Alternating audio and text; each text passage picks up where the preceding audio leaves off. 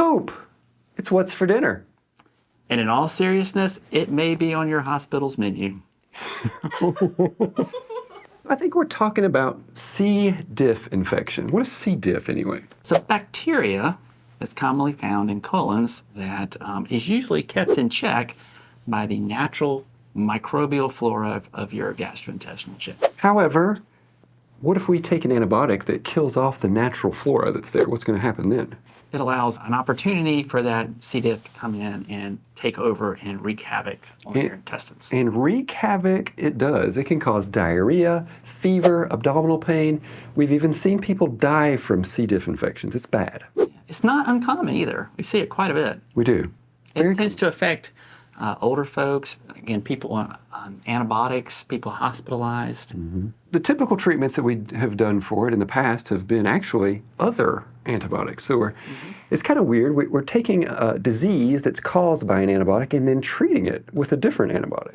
There's just a few effective antibiotics for this, and oftentimes we'll get recurrent C. diff infections. It doesn't really, it might treat it initially, but it can come back. There's been a novel treatment called FMT. FMT. The goal is to give people enough of the good bacteria that it takes care and reestablishes the gut in a healthy pattern of bacteria.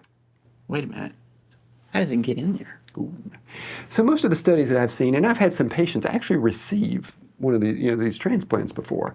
Most of the time when I have seen it, it's been during a colonoscopy. So they're taking stool from somebody else. Yes. And they're putting it in you. Not in me. I don't take antibiotics best I can because I'm trying to... But if you had it... No, if I had it, put it in the patient. Right. Through a colonoscope or through an enema or something right. like that. So enemas, colonoscopes. There's actually an approved medicine that has a pill form. Now, it's not just a pill of poop. They take it and they use alcohol to actually clean and kill a lot of the bacteria. And what's left behind are some of the spore-forming bacteria, and those are what are actually take root in your body, in your gut there, and reproduce. Let's say you had recurrent C. diff, and your options were an oral pill of feces, or a colonoscopy, or an enema. Which would you choose? You know, in all seriousness, these people are sick. They are sick. And they're desperate. They've probably been treated multiple times, and they want to be cured as fast as possible. They want relief. And so it's kind of a topic that's kind of hard to kind of like fathom as we're actually doing this. But I think I would be okay with any of them if it got me relief from this infection. Well, let's say you were taking one of the pills. Yeah. Would you prefer to know who it came from? No. Just put me to sleep and okay. Put it down the NG tube. It's a psychological thing. Yeah, it is. I think it comes down to, hey, this is a recurrent infection, so you don't want to do it first line. It's a recurrent infection. This may be your only option, and it works. It's good. The last person I've seen do it, she was in the hospital for a long time, got this, and within days, she was better.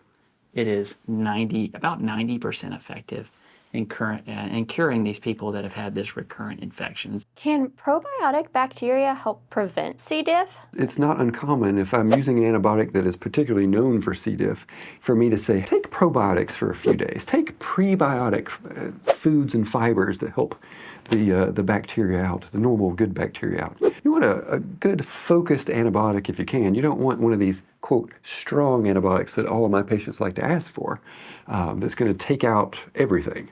We want to try to be focused as we can. Keep in mind that this should only be administered by a physician in a medical care setting and not at home. Well, definitely the microbiome, the whole gut bacteria thing that people are commonly talking about today. It's very intricate. It's a lot that we don't know, a lot that we do know, and it's fascinating. But we still have a lot more to learn about it. Yeah. This topic overall can be a little bit comical because it's a very unique thing, but obviously it's very serious too, and it has its utility, but we need to be careful with it. Yeah, just another example of how we can be very innovative in medicine. If you thought fecal transplants were unusual, watch this video about the unusual cause of a meat allergy.